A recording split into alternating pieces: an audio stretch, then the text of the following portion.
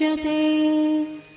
पूर्णस्य पूर्णमादाय पूर्णमेवावशिष्यते। ॐ शान्ति शान्ति शान्तिः।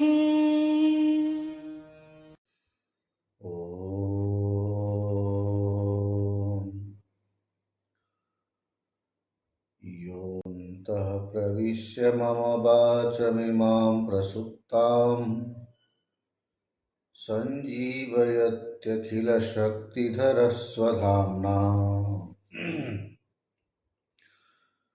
अन्यांश्च हस्तचरणश्रवणत्वगादीन् प्राणान्नमो भगवते पुरुषाय तुभ्यम्।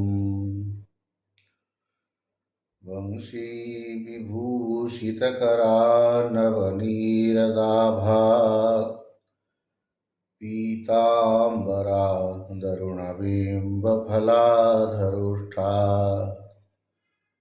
पूर्णेन्दुसुन्दरमुखादरविन्दनेत्रात् कृष्णात् परं किमपि तत्त्वमहं न जाने। श्रीचक्राङ्कितबिन्दुमध्यनिलयां पीताम्बरालङ्कृताम् शङ्खं चक्रवराभयं च दधतीं बालेन्दुमौलिं शुभाम्।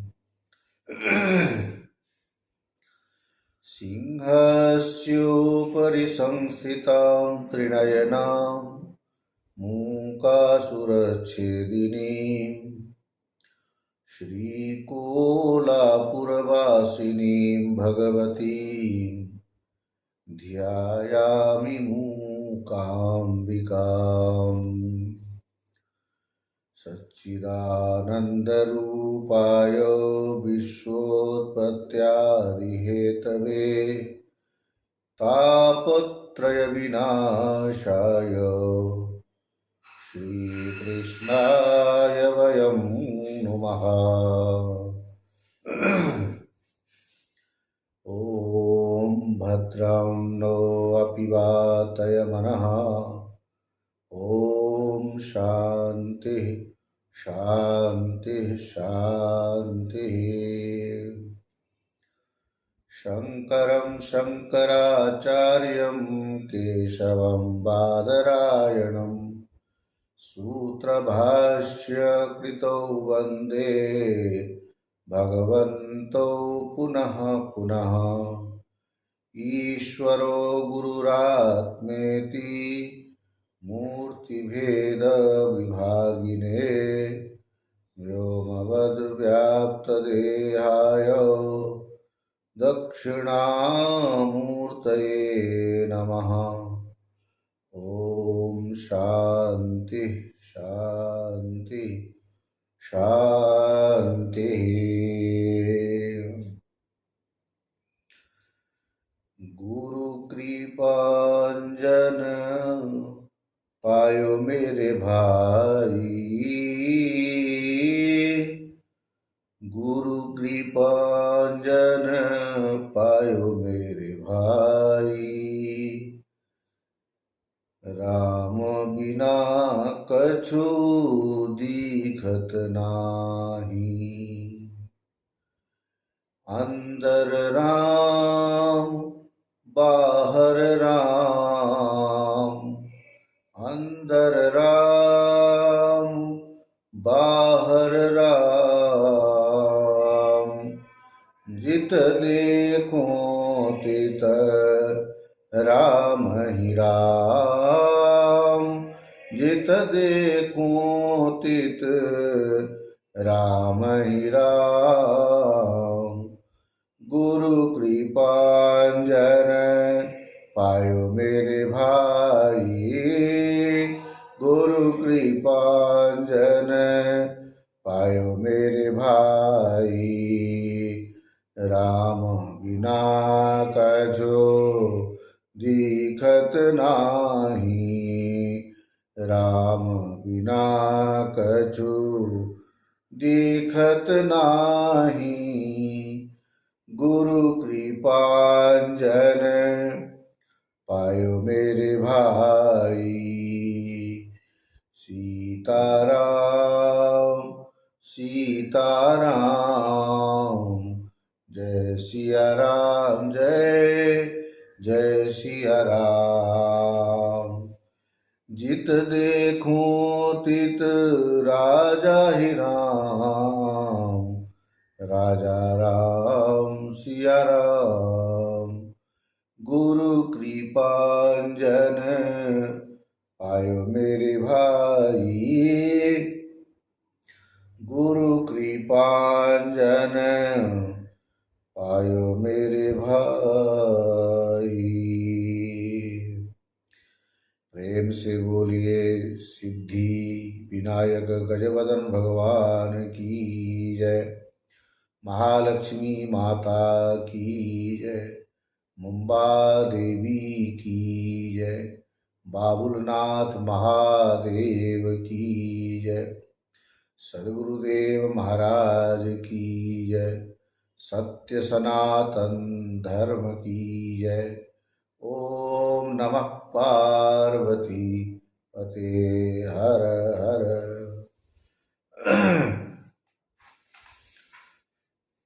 परब्रह्म परमात्मा की असीम अनुकंपा से हम लोग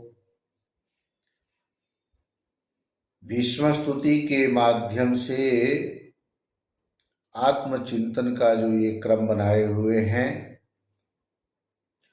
भीष्म पितामह ने किस प्रकार से भगवान श्री कृष्ण के सामने प्राण प्रयाण किया, शरीर छोड़ा।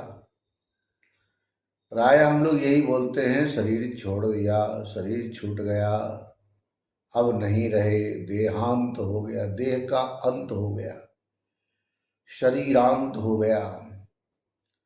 भस्मांतम शरीरम, अब भस्म में अंत होने वाला है, जल करके भस्म हो जाएगा, राख का ढेर बन जाएगा।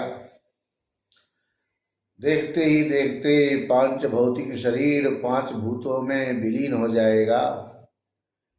इन पांच भूतों को जोड़ करके सिमेट करके रखने वाला जो तत्व है, ऐसे चेतन तत्व से समन्वित पांच भूत शरीर के अंदर परमात्मा का प्रतीक प्राण रूपी परमात्मा से जुड़ा हुआ होने के कारण शरीरम यद अवाप्नोति यच्चापि उत्क्रामति ईश्वरः। कैसे जाता है तो कहा वायुर्गंधान इव आशयात, पुष्प में से पराग निकलता रहता है, सुगंधी निकलती है, फिर भी फूल की आकृति यथावत ही रहती है। शरीर दिखता तो वैसा ही है प्राण निकलने के बाद भी, लेकिन फूल में से जैसे पराग निकलता है दिखाई नहीं देता, सुगंधी निकलती है मालूम नहीं पड़ता, दिखती ही नहीं, नाक से पता चलता है सुगंधी आ रही है, तो इसी फूल की यह गंध है, चाहे गुलाब हो गेंदा हो। शरीर में से निकलने वाला प्राण वायु जो है वह वायुर्गंधान इव आशया, इसी प्रकार से यहाँ बताया ये प्राण पुष्प में से गंध की तरह निकल जाता है। शरीर तो वैसा ही दिखता है, लेकिन इसमें से प्राण निकल चुका है। भीष्म पितामह जी अपने लिए बहुत विचित्र बात कह रहे हैं। भगवान ने भीष्म की प्रतिज्ञा को सफल बनाने के लिए अपनी प्रतिज्ञा को भी दांव पे लगा दिया। इस बात की उन्होंने परवाह नहीं की कि मैं अपनी प्रतिज्ञा को भीष्म की प्रतिज्ञा से ऊंचे बना करके रखूं। जैसे भगवान ने ये प्रतिज्ञा की कि मैं शस्त्र नहीं उठाऊंगा, लेकिन भीष्म पितामह ने कहा कि मैं शस्त्र उठवाऊंगा।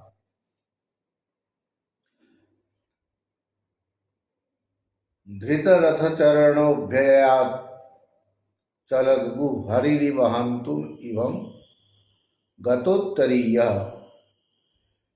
शीतविशिखहतो विशीर्णदंशः क्षतज परिपुलत आततायिनो मे प्रसभम अभिससार मद्बधार्थम स भवतु मे भगवान गतिर्मुकुंदः। आततायी बधारण अग्निदो गरदश्चैव, अग्नि में जला करके मारने वाला अथवा सोते हुए व्यक्ति के घर में आग लगा देने वाला व्यक्ति आतताइयों के कोटि में गिना जाता है। जहर देकर के किसी को मारना ये भी एक आतताई का लक्षण बताया।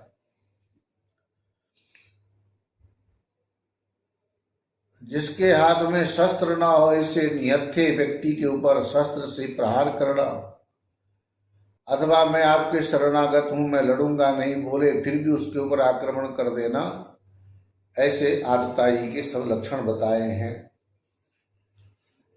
भीष्म पितामह अपने लिए यहाँ भीष्म स्तुति में आतताई बोल रहे हैं अपने आप को।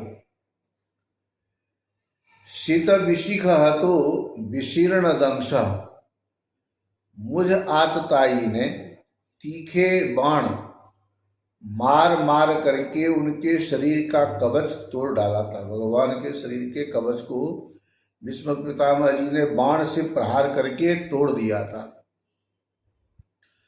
जिससे सारा शरीर लहू लुहान हो रहा था, खून से लथपथ हो रहा था। अर्जुन के रोकने पर भी वे बलपूर्वक मुझे मारने के लिए मेरी ओर दौड़े आ रहे थे। अर्जुन रोक रहे होंगे फिर भी भगवान रुक नहीं रहे थे, ऐसे मेरी ओर दौड़े आ रहे थे।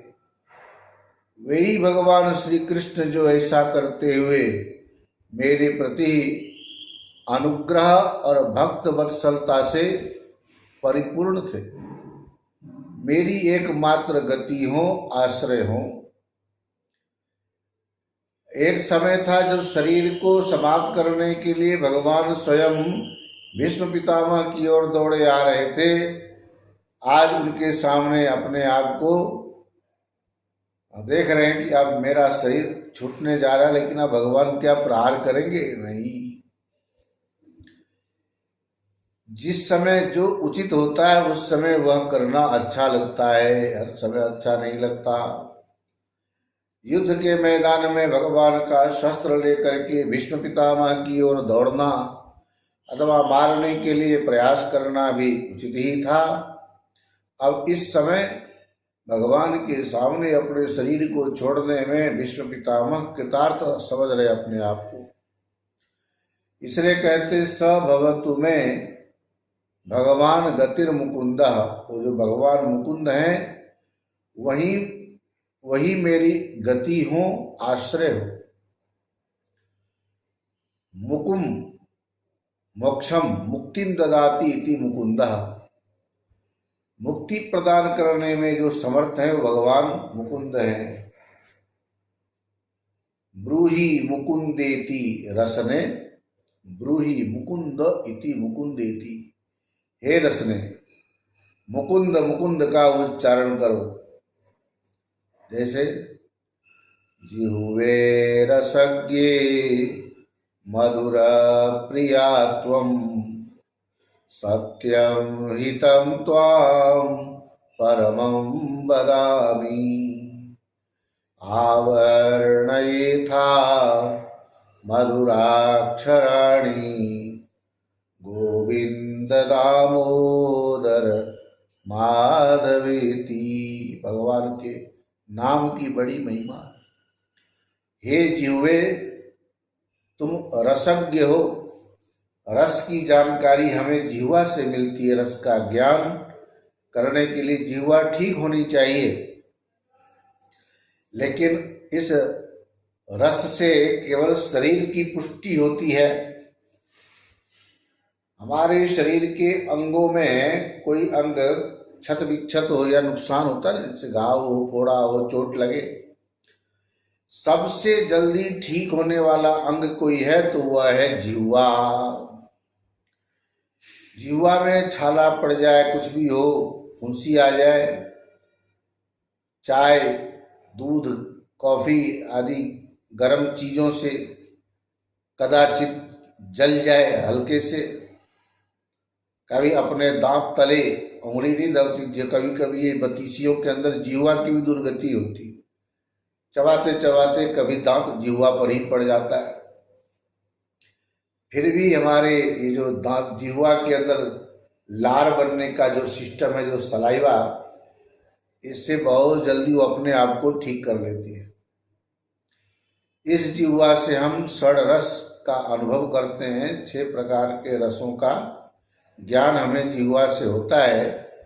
इसे गोविंद दामोदर स्तोत्र में कहा, जीवा का संबोधन है, हे जिह्वे तुम रसज्ञ रसज्ञा, रसम जानाति इति रसज्ञ। तो स्त्रीलिंग में प्रयोग हुआ, इसे रसज्ञ की जगह बन गया रसज्ञा, और रसज्ञा का संबोधन में बनेगा हे रसज्ञे, हे जिह्वे, हे रसज्ञे। जिह्वे रसज्ञे मधुर प्रिये त्वम। कोई मधुर प्रिया बोलते हैं, लेकिन जब इधर जिह्वे और रसज्ञे है तो मधुर प्रिय ही नाम होगा जिह्वा का। जिह्वा मधुर चीजों के लिए बहुत प्रसिद्ध है, मधुर चीजें उसको बहुत प्रिय है, इसलिए जिह्वा का एक नाम पड़ा मधुर प्रिया। हे जिह्वे, हे रसज्ञे, हे मधुर प्रिय। जिह्वे रसज्ञे मधुर प्रिये त्वं, सत्यम हितं त्वां परमं वदामि। सत्यम, हितम और परमम, जो सबसे श्रेष्ठ है, जो सबसे हित करने वाला है और जो सत्य है, उसी के बारे में मैं बोलता हूँ, वही मैं बोलना चाहता हूँ। सत्यम हितं त्वां परमं वदामि, आवर्णयेथा मधुराक्षराणि। तुम जब मधुर प्रिया हो तो केवल वस्तुओं की मधुरता लेने में कुशल मत बनो, बल्कि जो रसो वही सह, जो रस से ओत प्रोत है, जो गोविंद दामोदर माधव मुकुंद नाम वाले मधुर अक्षर हैं, जिनके नाम की इतनी बड़ी महिमा है, ऐसे उन मधुराक्षरों से मेरी जिह्वा को आवरण यथा आवृत कर दो, अर्थात इस जिह्वा पर भगवान के नाम के सिवाय, भगवान के चरित्रों के गुणगान करने के अतिरिक्त अनात्म वस्तु या भगवत संबंधी जो बातें हैं, उसके छोड़ करके कोई अन्य बातें हमारी जिह्वा पर ना आवे। आवरण यथा मधुराक्षराणि, मधुर अक्षरों से इसको ढक दो, आप प्लावित कर दो। इसलिए कहते हैं इसमें आप्यायन्तु ममांगानि, आवरणयेता मधुराक्षराणि गोविंद दामोदर माधवेति। ये गोविंद दामोदर स्तोत्र में कहा। स भवतु में भगवान गतिर मुकुंदा, भीष्म पितामह बोलते हैं ऐसे मुकुंद भगवान मेरे आश्रय हो, उन्हीं में मेरी गति हो। विजय रथ कुटुंब आततोत्रे, धृत हयरश्मिनी तत्श्रिये क्षणीये। भगवती रतिरस्तु मे मुमूर्षोर, यमिह निरीक्ष्य हता गता स्वरूपम। विजय रथ कुटुंब आत्मतोत्रे, अर्जुन के रथ की रक्षा में सावधान, अर्जुन के रथ की रक्षा में सावधान। ऐसे भगवान श्री कृष्ण जिनके बाएं हाथ में घोड़ों की रास थी, घोड़ों के रस्सी लगाम, और दाहिने हाथ में चाबुक। इन दोनों की शोभा से उस समय जिनकी अपूर्व छवि बन गई थी। बाएं हाथ से घोड़े के लगाम है और दाहिने हाथ में चाबुक है। दाहिने हाथ से रस्सी पकड़ के बाएं हाथ से चाबुक से बैलेंस बनाना चाहो, नहीं बन पाएगा। लेकिन बाएं हाथ में रस्सी लेकर के दाएं हाथ से चाबुक लेकर के घोड़े रूपी इंद्रियों को काबू किया जा सकता है, तभी इस रथ की रक्षा होगी। ऐसे शोभायमान हो रही थी जिनकी छवि। महाभारत युद्ध में मरने वाले वीर जिनकी इस छवि का दर्शन करते रहने के कारण उनको फल क्या मिला, तो उन्हें सारूप्य मोक्ष की उन्हें प्राप्ति हुई। उन्हीं पार्थ सारथी पृथा के पुत्र अर्जुन और उसके ये सारथी बने थे, रथ हाँकने वाले। ऐसे जो भगवान श्री कृष्ण हैं, उनमें मुझ मरणासन्न मुमूर्षु का मतलब है एकदम मरणासन, मरने ही वाला है। मोक्ष पाने की इच्छा होते ही आदमी क्या करता है, मुक्ति पाने के लिए उपाय ढूंढता है, तब उनको हम बोलते हैं मुमुक्षुजन।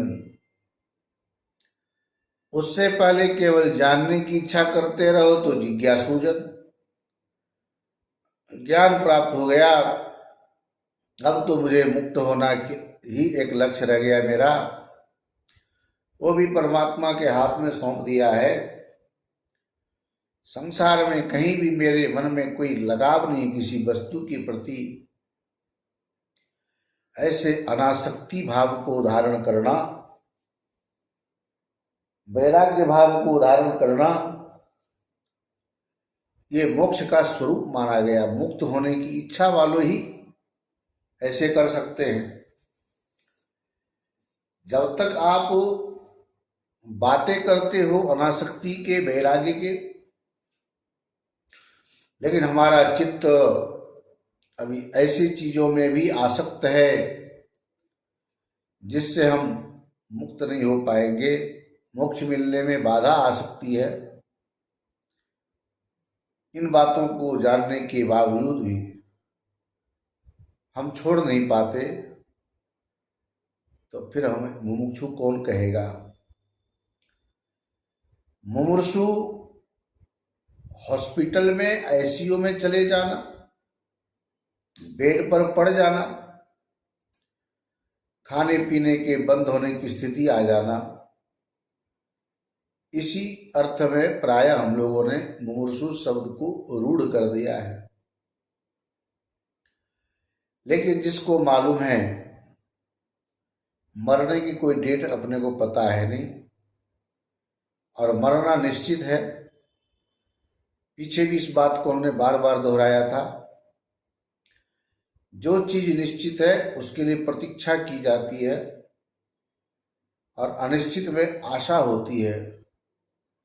जीवन जीने की आशा हम रख सकते हैं क्योंकि हमें पता नहीं कब तक हम जिएंगे, लेकिन मरना निश्चित है, इसके लिए हमें प्रतीक्षा ही करना चाहिए। प्रतीक्षा करने में ही भलाई है। उसी वेटिंग रूम में हो आप। भीष्म पितामह इस समय जो मरणासन्न स्थिति में हैं, जिन्होंने इतनी बड़ी प्रतिज्ञा की, शंतनु सत्यवती में आसक्त होते हैं, उसको पाने का प्रस्ताव रखते हैं, लेकिन उसके पिता और स्वयं मेरे कोख से उत्पन्न होने वाले संतान इस राजगद्दी का अधिकारी होगा, तभी मैं आपसे विवाह करूंगी या मैं अपनी पुत्री दूंगा, ऐसे जिनके पिता ने कहा अथवा स्वयं ने कहा। अब शंतनु स्वयं भीष्म के होते हुए अब इस सत्यवती से उत्पन्न संतान को कैसे राजगद्दी देंगे, ये थोड़े दुविधा में डालने वाली बात थी। बेटा कुंवारा है, विवाह के योग्य हो चुका है, उसके सामने मैं अपने विवाह करने की इच्छा करूं और उसके संतान को राजगद्दी देने की बात करूं। भीष्म पितामह से महाराज शंतनु बहुत प्रेम करते थे, उनके बिना रह नहीं सकते थे। ये वही हैं गंगा के साथ महाराज शंतनु का जो विवाह हुआ था, अर्थात गंगा से उत्पन्न होने वाले संतान अष्टवसुओं में देव नामक वसु थे, ये वही भीष्म पितामह थे। महाराज शंतनु, एक बार की बात है, ये घटना ऐसे घटती है, इस थोड़ा विस्तार से बता देते। सूत जी ने जब ये प्रश्न किया कि एक ही सत्यवती के व्यास जी भी पुत्र हुए और पुनः शंतनु के वो कैसे प्राप्त हुई, जो व्यास जी की माता सत्यवती थी, और ऐसे शंतनु जो कुल तथा आचरण से उत्तम होने के बाद भी कुल और आचरण से हीन, ऐसे निषाद कन्या का पुरुकुल में उत्पन्न उन धर्मात्मा राजा ने स्वयं कैसे वर्ण कर लिया, ये बात हमें कृपा करके बतलाइए। राजा शंतनु की पहली पत्नी कौन थी? वसु के अंश से उत्पन्न मेधावी भीष्म उनके पुत्र कैसे हुए?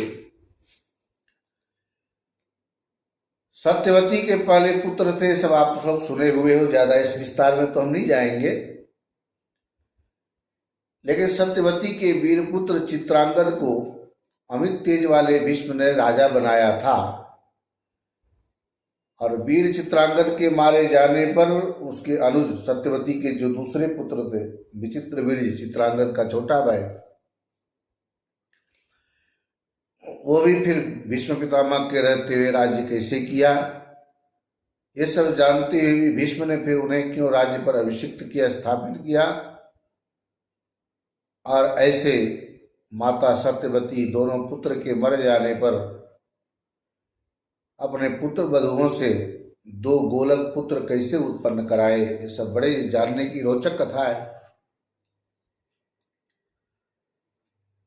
भीष्म को राजा क्यों नहीं बनाया और भीष्म ने अपना विवाह क्यों नहीं किया, ये सब भी बहुत ही रोचक प्रसंग है। और गोलक पुत्र क्षेत्र जो पुत्र उत्पन्न करने के लिए व्यास जी को नियुक्त किया, एक तरह से देखा जाए तो चित्रांगद विचित्र वीर से पहले ही व्यास जी ने जन्म लिया था सत्यवती के कोख से। बस अंतर ये है कि उस समय विवाह नहीं हुआ था, कन्यावस्था में थी, और पराशर जी के तेज से व्यास जी की उत्पत्ति हुई सत्यवती के गर्भ के द्वारा।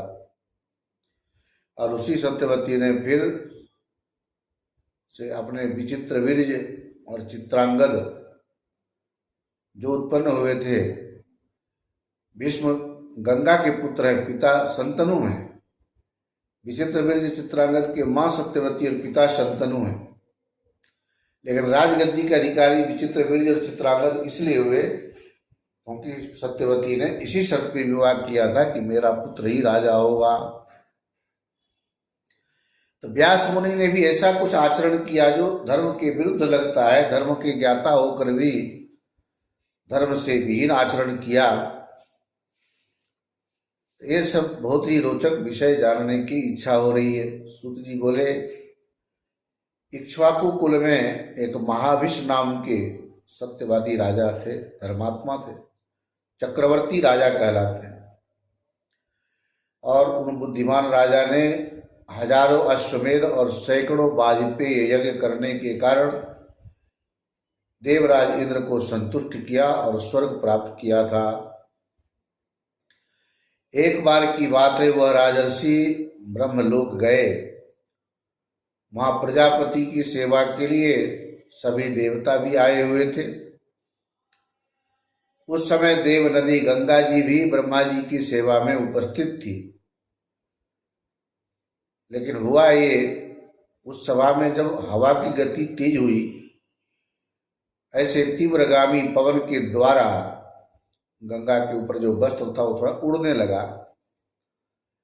उससे देवताओं ने अपना सिर मस्तक नीचा कर लिया, लेकिन राजा महाभिष निशंक भाव से उनकी ओर देखते रह गए।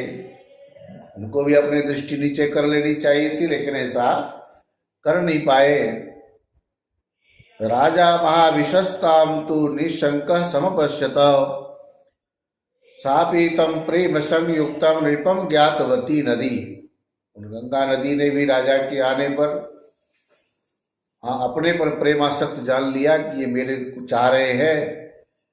इस प्रकार दोनों को मुग्ध देखकर ब्रह्मा जी को क्रोध आ गया। क्रोधित होकर, कोपाविष्ट होकर, और उन्होंने दोनों को शाप दे दिया कि हे राजन, मनुष्य लोक में तुम्हारा जन्म होगा और जब तुम वहां अधिक पुण्य एकत्र कर लोगे तो पुनः स्वर्ग लोक में आओगे। गंगा के महाभिष राजा पर प्रेमासक्त जानकर ब्रह्मा जी ने उन्हें और गंगा को भी उसी प्रकार शाप दिया। जैसे महाभिष को कहा मनुष्य लोक में जन्म लोगे, ऐसे गंगा के लिए भी कह दिया कि तुम्हें मनुष्य लोक में जाना पड़ेगा। इस प्रकार वे दोनों दुखी मन से ब्रह्मा जी के पास से शीघ्र ही चले गए। राजा अपने मन में सोचने लगे कि इस मृत्यु लोक में कौन ऐसे राजा है जो धर्मपरायण है।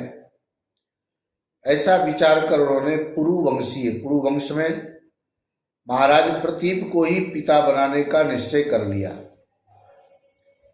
जो महाभिष थे उन्होंने राजा प्रतीप को पिता बनाने का निश्चय किया। और इसी बीच 8 वसु अपने अपने स्त्री के साथ विहार करते हुए स्वेच्छया महर्षि वशिष्ठ के आश्रम पर आ पहुंचे। उन पृथु आदि वसुओं में देव नामक एक श्रेष्ठ वसु थे। उनकी पत्नी ने नंदिनी गाय को देखकर अपने पति से पूछा कि यह सुंदर गाय किसकी है। देव नाम के वसु ने अपने पत्नी से कहा कि हे सुंदरी सुनो, यह महर्षि वशिष्ठ जी की गाय है। इस गाय के दूध पीने से स्त्री या पुरुष जो कोई भी पीता है उसकी 10,000 वर्ष की आयु हो जाती है और उसका यौवन सर्वदा बना रहता है। इससे लंबी आयु और हमेशा जवान बना रहने का कारण जो रहस्य है वो है नंदिनी गाय के दूध पीने का परिणाम। यह सुनकर उस सुंदरी स्त्री ने कहा कि मृत्यु लोक में मेरी एक सखी है। मेरी वह सखी राजर्षि उशीनर की परम सुंदरी कन्या है। जो मेरी सखी है वो राजा उशीनर की पुत्री है। हे महाभाग, उसके लिए अत्यंत सुंदर तथा सब प्रकार के कामनाओं को देने वाली इस गाय को बछड़े सहित अपने आश्रम पर ले चलिए। जब मेरी सखी इसका दूध पिएगी तब वह निर्जरा अर्थात निर्जर, बुढ़ापा रहित और रोग रहित होकर मनुष्यों में एकमात्र अद्वितीय बन जाएगी, अनुपम बन जाएगी। उसके वचन सुन करके देव नाम के वसु ने और पृथु आदि जितने भी अष्ट वसुओं के साथ मिल करके ऐसे धर्मनिष्ठ जितेंद्रिय मुनि जो वशिष्ठ जी हैं उनका अपमान करके उनकी नंदिनी गाय का इन वसुओं ने अपहरण कर लिया। अवमन्या मुनिम दान्तम पृथ्वाद्यैः सहितो नघ रीतायाम अथ नंदिन्याम वशिष्ठस्तु महातपः। नंदिनी के हरण हो जाने पर महातपस्वी वशिष्ठ जो फल लेने के लिए जंगल में गए होते, फल लेकर जब आश्रम पर लौटे और अपने आश्रम में जब बछड़े सहित उस नंदिनी गाय को नहीं देखा तब वे ढूंढते हुए वनों गुफाओं में आगे जाने लगे, लेकिन कहीं पर भी गाय मिली नहीं। तब वरुण पुत्र वशिष्ठ जी ने ध्यान योग के द्वारा पता लगा लिया कि हमारे गाय को बछड़े समेत इन अष्टवसुओं ने ही अपहरण किया है। इसलिए उन वसुओं के ऊपर, अष्टवसुओं के ऊपर वशिष्ठ जी को क्रोध आया और कुपित होकर के कहा कि मेरा अपमान करके मेरी गाय को चुरा लिया है, इसलिए सबके सब मानव योनि में जन्म ग्रहण करेंगे, इसमें संदेह नहीं है। ये चोरी डकैती गवाही देना सारा झंझट मृत्यु लोक में ही है। ऊपर तो ऐसा कभी सुनने में नहीं आया है। चोर है, उसको पकड़ने के लिए पुलिस है, पुलिस थाने हैं, दंड मिलता है, सजा होती है, कोई सा अपराध करते हैं, उस समय सत्य असत्य आदि को मान करके ही धर्म अधर्म की व्यवस्था से ही शासन चलता था। और देवलोक से प्रभाव आकर के मृत्युलोक में भी ऐसी व्यवस्था थी। लेकिन देवलोक में शायद आज भी वही पुरानी व्यवस्था है, मृत्युलोक में तो बहुत बदलाव आ गया। अपराध करने के ऐसे श्रृंखला बन गई, इतने हम इसमें पारंगत हो गए कि अपराध के कौन से शाखा प्रशाखाएं फैलती जा रही है, जिसके जानकारी पाना बहुत कठिन है। उसके लिए अलग अलग एजेंसियां बनाई जा रही है उन अपराधियों को पकड़ने के लिए, अपराधों को रोकने के लिए, फिर भी रोक नहीं पा रहे। उस समय गाय को चुराया ये बात है, और इसलिए क्रोध में आकर के उन्होंने ज्यादा और कुछ नहीं कहा, बस यही कह दिया कि ये सब के सब मानव योनि में जन्म ग्रहण करेंगे। जैसे किसी अमीर देश से गरीब देश में भेज दिया जाए, वही वाला हाल है। स्वर्ग में रहने वाले लोग मृत्युलोक में, मानव योनि में आना मतलब मृत्युलोक में आना। मृत्युलोक में आकर के कितने भी सुखी हो जाओ, जन्म और मरण का दुख का अनुभव तो सबको करना ही पड़ता है। और एक तरह से बड़ी बेइज्जती वाली बात है। आप प्राय देखिए, जैसे कोई सामान्य श्राप है तो तुम मानव योनि में जाओ, तुम इस योनि में जाओ, जहां हो वहां के लायक तुम नहीं हो, तुम वहां के लायक हो। स्वर्ग में रह करके भी तुम लोग ऐसा अपराध कर रहे हो, मेरी गाय को चुरा लिया। किसने चुराया था? क्योंकि जो उनकी पत्नी थी उसने कहा कि उसीनर की पुत्री मेरी सखी है, उसके लिए गाय बहुत काम में आएगी। एक मनुष्य को उस गाय के दूध पिला करके रोग रहित कर लोगे, लंबी आयु वाले कर लोगे, दुनिया में सबसे हट करके वो महिला हो जाएगी। फिर भी है तो मृत्युलोक, मानव योनि में तो एक न एक दिन तो मरना ही पड़ेगा, अजर अमर तो हो नहीं सकते। तो जिस लालच में आकर के जिसको हम धन्य बनाने जा रहे थे, उस लालच ने मुझे किस गर्त में डाल दिया, मानव योनि में जाने का श्राप दिया। तस्मात् सर्वे जनिष्यन्ति मानुषेषु न संशयः एवं शशाप धर्मात्मा वसुस्तान वारुणी स्वयं। ये वशिष्ठ मुनि के मुखारविंद से जो श्राप सुना अष्टवसुओं ने, मन खिन्न हो गया, दुखी हो गए और वहां से चल दिए कि इन्होंने हमें श्राप दे दिया है। ऐसा जानकर वे ऋषि वशिष्ठ के पास पहुंचे और उन्हें प्रसन्न करते हुए वे सभी अष्टवसु उनके शरणागत हो गए। मुनि है, धर्मात्मा है, दयालु है। वशिष्ठ जी ने उन समझ सामने खड़े हुए अष्टवसुओं की तरफ देख करके कहा कि तुम लोगों में से जो 7 वसु हैं, एक एक करके एक एक वर्ष के अंतराल में ही साप से मुक्त हो जाओगे। परंतु जिसने गाय के रस्सी घूंटे से खोली है, बछड़े समेत जिसने मेरे नंदनी गाय का बलपूर्वक अपहरण किया है, तुम लोगों ने तो साथ दिया। किसी ने काम तो एक ही नहीं किया होगा। वो जो देव नाम के जो वसु हैं, ये मनुष्य शरीर में ही रह करके इन्हों बहुत दिनों तक रहना पड़ेगा।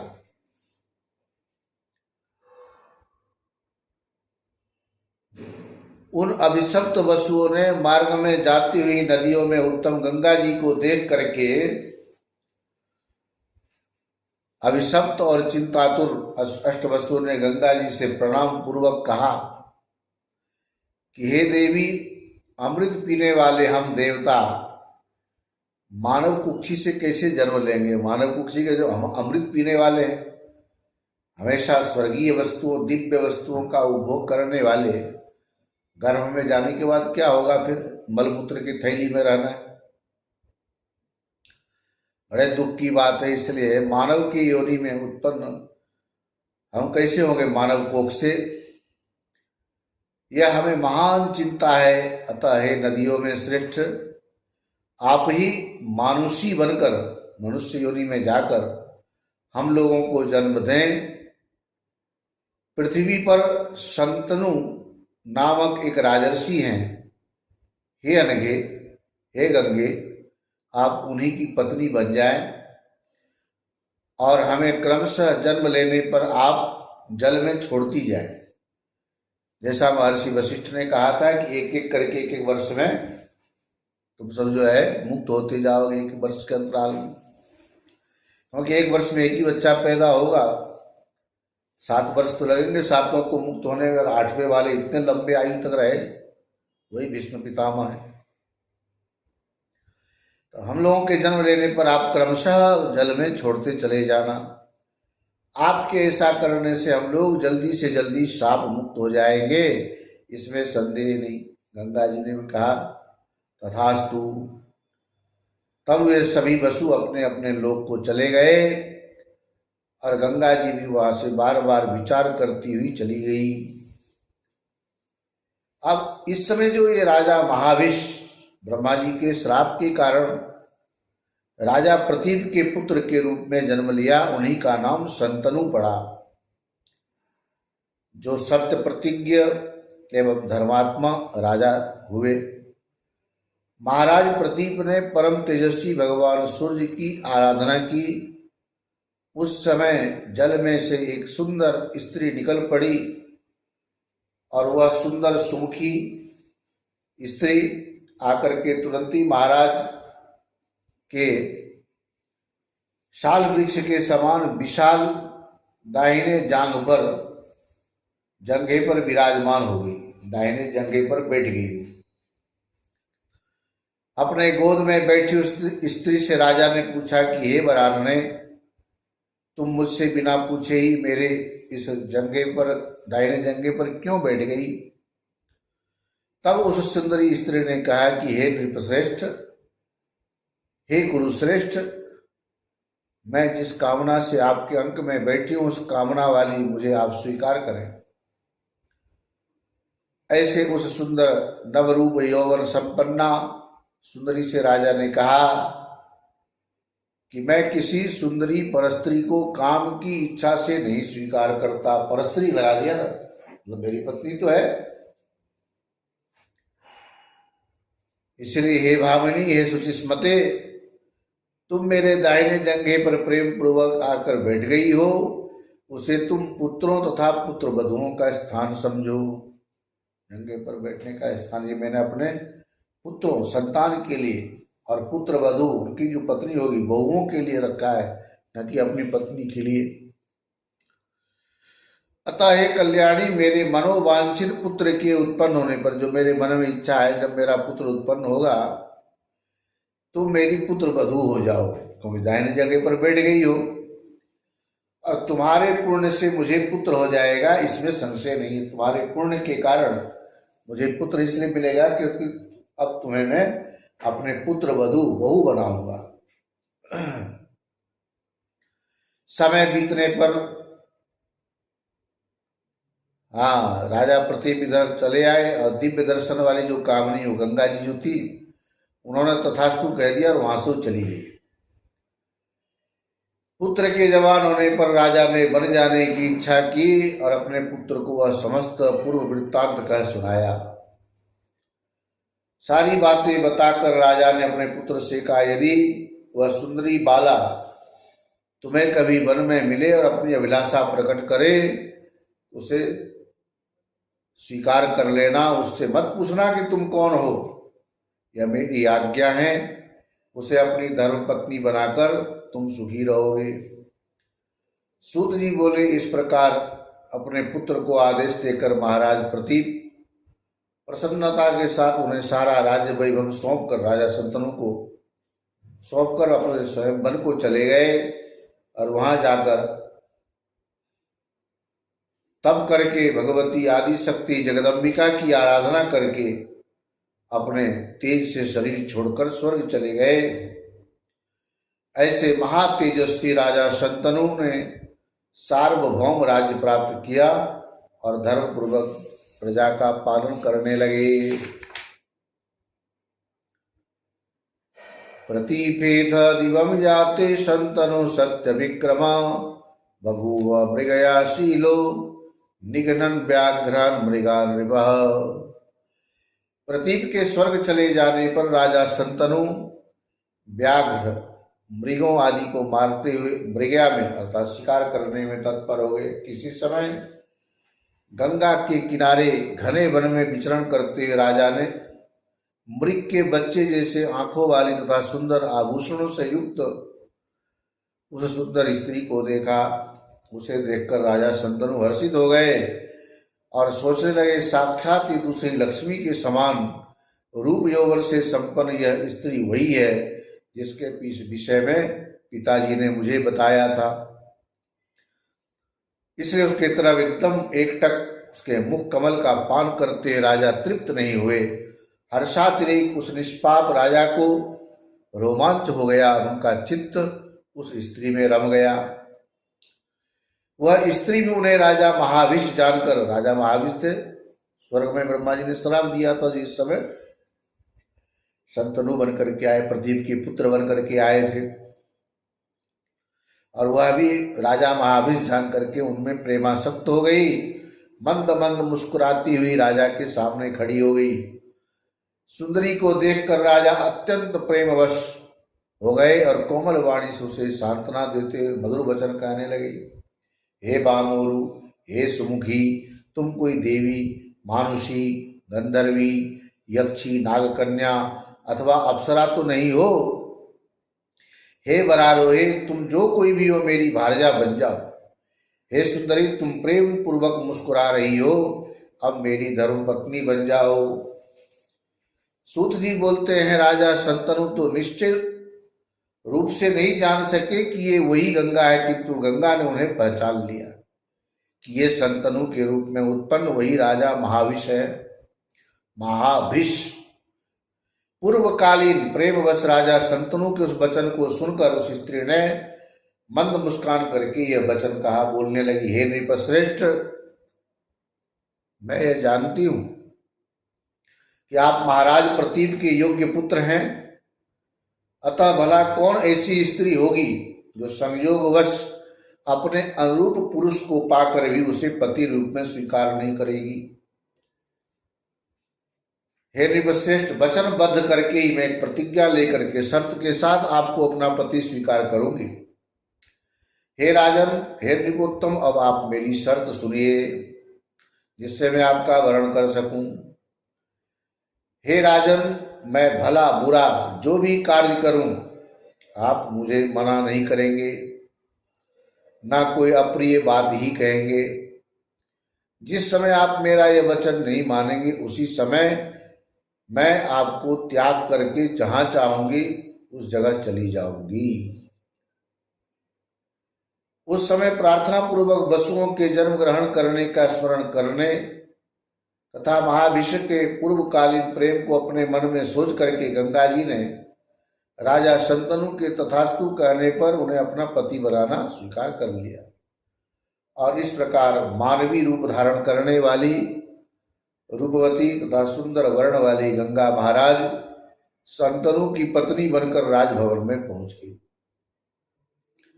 राजा शंतनु उन्हें पाकर सुंदर उपवन में विहार करने लगे। भावों को जानने वाली ये सुंदरी गंगा भी राजा शंतनु के साथ विहार करने लगी। उनके साथ महाराज शंतनु को क्रीड़ा करते अनेक वर्ष बीत गए, पर उन्हें समय बीतने का बोध ही नहीं हुआ। वे उन मृगलोचना के साथ उसी प्रकार विहार करते थे जिस प्रकार इंद्राणी के साथ देवराज इंद्र करते हैं।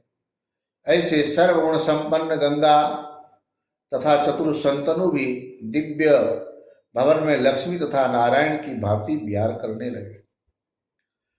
कुछ समय बीत जाने के बाद गंगा जी ने महाराज शंतनु से गर्भ धारण किया और यथा समय उसने एक वसु को पुत्र रूप में जन्म दिया।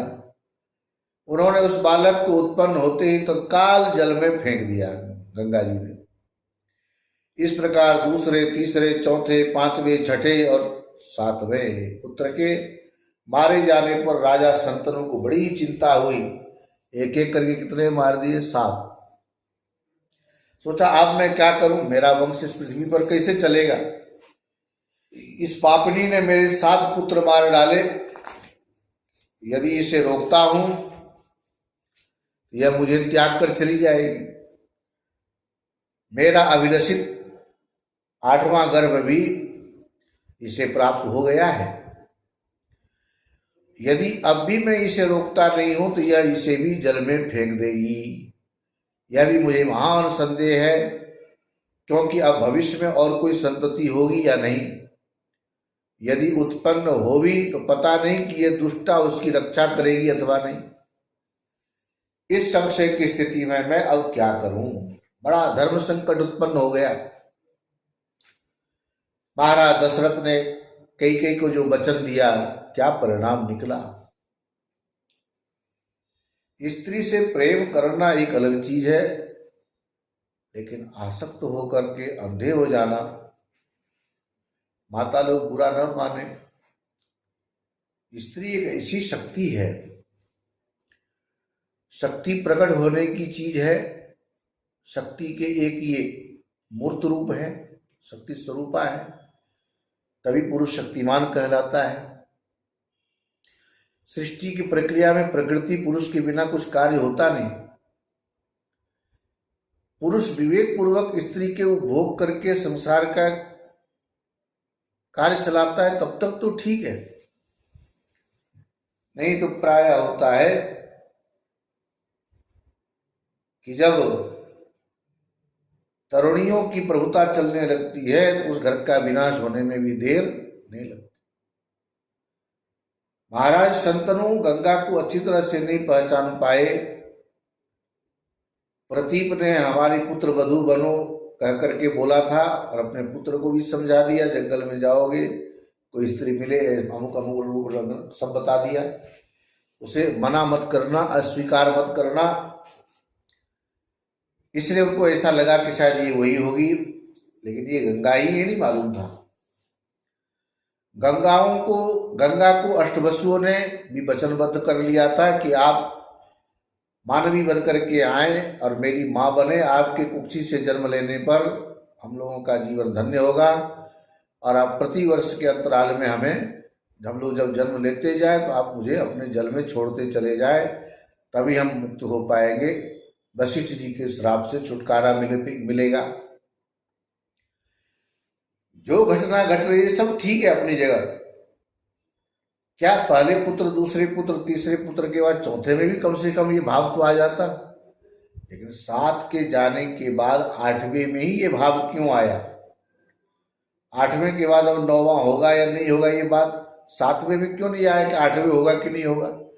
6ठे में क्यों नहीं आया कि 7वां होगा कि नहीं होगा? 5वें में क्यों नहीं आया कि 6ठा होगा कि नहीं होगा? ये सब पूर्व नियोजित ईश्वर के जो विधान है, उनकी जो लीला है, उसके अनुसार ही सबको चलना पड़ता है। इसलिए वचनबद्ध कर लिया था गंगा जी ने कि मैं अपने मनमानी करूंगी, भला बुरा जो भी करूं तुम उसमें नहीं टोकोगे और कुछ कहोगे तो मैं छोड़ करके अपनी मर्जी से जहां चाहूं चली जाऊंगी। वो तो प्रेम में आसक्त हो गए। उनको लगा है अभी बोल रही है क्या, भला बुरा थोड़ी कहेगी। कोई प्रेम करता है, विवाह आदि होता है, सुखी होने के लिए तो हम लोग संबंध बनाते हैं। परिणाम में चाहे कुछ भी हो, विवाह होने से पहले गुण मिलाते हैं, लड़की के अनुकूल लड़का होगा कि नहीं, लड़के पक्ष वाले सोचते हैं ये बहू अच्छी होगी कि नहीं।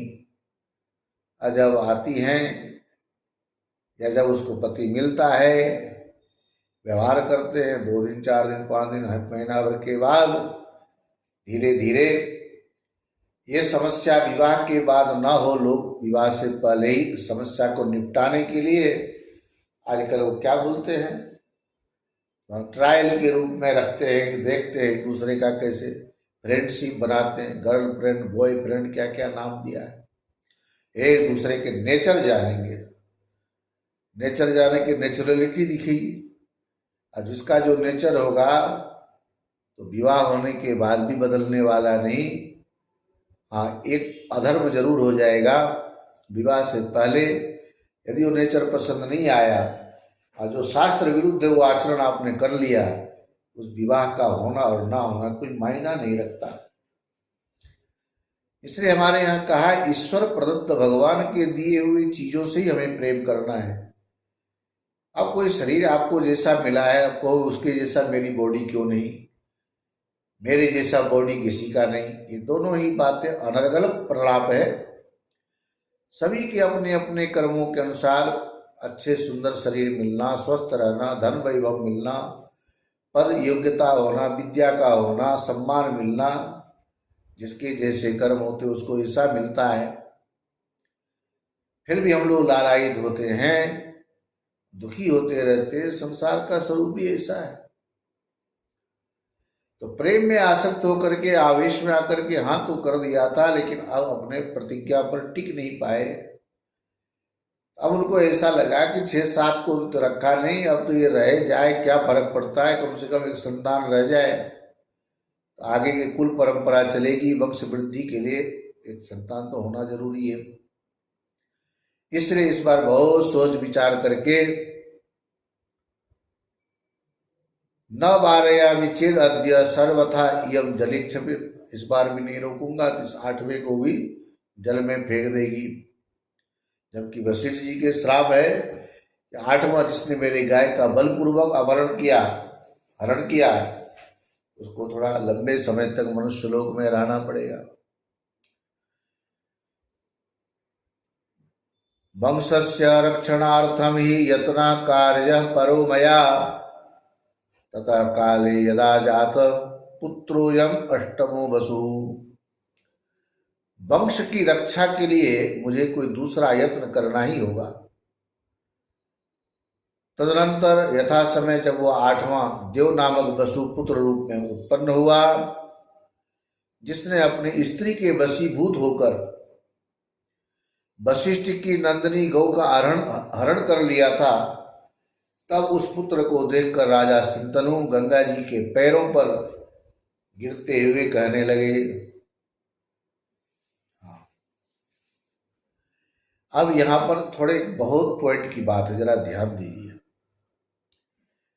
जो देव नाम के वसु 8वें पुत्र गंगा जी के, जो भीष्म शंतनु के अंश से हो रहे हैं, उस समय देव नाम के वसु थे और अपने पत्नी के वश में होकर उसकी सखी के लिए गाय का अपहरण किया था।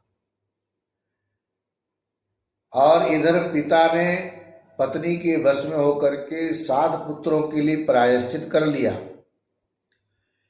जैसे ये होने वाला पुत्र अपने पत्नी के पूर्व समय में वशीभूत होकर आज इसको जन्म लेना पड़ रहा है, यदि आज भी मैं अपने पत्नी के वशीभूत होकर 7वें तक को तो हमने करवा दिया, जल में डालने के लिए कुछ नहीं बोला, अब यदि करूंगा तो इसकी जो है ना खैरियत नहीं है, अब इसको भी जल में डाल देगी। भीष्म पितामह पूर्व जन्म में देव नाम के वसु होकर पत्नी के वशीभूत होकर आज इस स्थिति को प्राप्त हुए। इसलिए उनके पिता शंतनु इस बार अपने स्त्री के वशीभूत में न रहकर उसका परित्याग करते हुए वंशस्य रक्षणार्थम ही, वंश की रक्षा करने के लिए यत्न कार्य, हमें यत्न करना चाहिए मेरे द्वारा, क्योंकि पत्नी के वशीभूत होने के बजाय, पत्नी की शर्त तोड़ने की बजाय अच्छा है कि वंश की रक्षा करना ज्यादा श्रेष्ठ है। ऐसा उन्होंने उचित समझा। इसलिए इस बार अपने पत्नी की तरफ गिड़गिड़ाते हुए कहने लगे कि मैं तुम्हारा दास हूं, मैं प्रार्थना करता हूं, मैं इस पुत्र को पालना चाहता हूं। अतः इसे जीवित ही मुझे दे दे, इसको गंगा में मत डाल। तुमने 7 पुत्रों को मार डाला, लेकिन अब 8वें पुत्र की रक्षा करो। मैं तुम्हारे पैरों पर पड़ता हूं, इसके बदले में जो कुछ भी तुम मुझसे मांगोगे मैं वह दुर्लभ वस्तु भी तुम्हें दूंगा। अब मेरे वंश की रक्षा करो।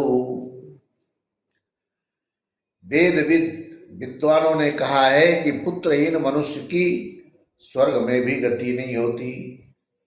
इसी प्रकार हे सुंदरी, अब मैं इस 8वें पुत्र के लिए याचना करता हूं। जब ऐसा कहा गंगा जी को लगा चलो अच्छा हुआ, शर्त भी पूरी हो गई। शर्त इन्होंने तोड़ दी और इसके अनुसार मुझे अब जाने की स्वतंत्रता मिल गई। 8वें वसु का भी रहना जरूरी था। वशिष्ठ जी के श्राप को भी सार्थक करना था।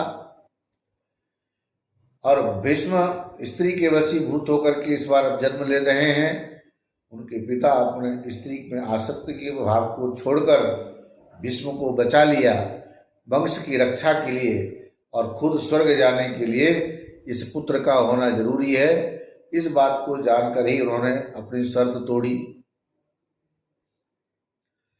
राजा शंतनु के ऐसा कहने पर जब गंगा उस पुत्र को लेकर जाने को उद्यत हुई, तब उनको लगा कि मेरी बात नहीं सुन रही है, नहीं मान रही है, मैं क्या करूं। तब उन्होंने डांटा, जोर से कहा कि तुम नरक से भी नहीं डरती, तुम कौन हो? लगता है तुम कोई पापियों की पुत्री हो, तभी तो तुम सदा पाप कर्म में लगी रहती हो।